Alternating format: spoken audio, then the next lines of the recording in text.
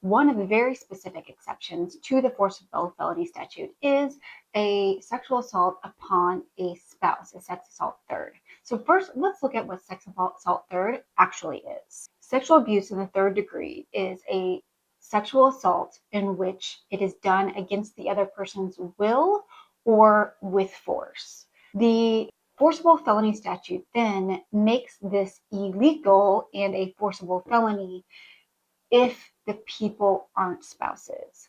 But it is not a forcible felony, meaning the assailant has the ability to request probation, the ability to request a deferred judgment from the judge if they are spouses. So then the question becomes, what's a spouse?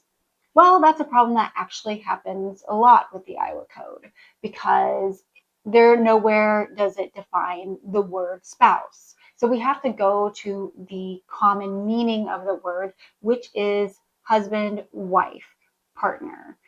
So arguably, a spouse is two people who are married.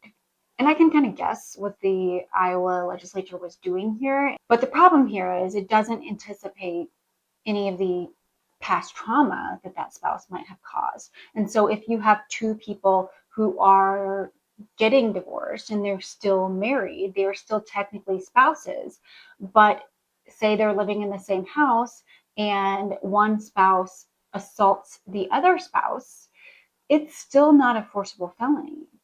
It's as though the act isn't as violent as an act done by a stranger or even done by a boyfriend or a friend of that person. And the question I would ask, and that I tend to geek out about, is that fair?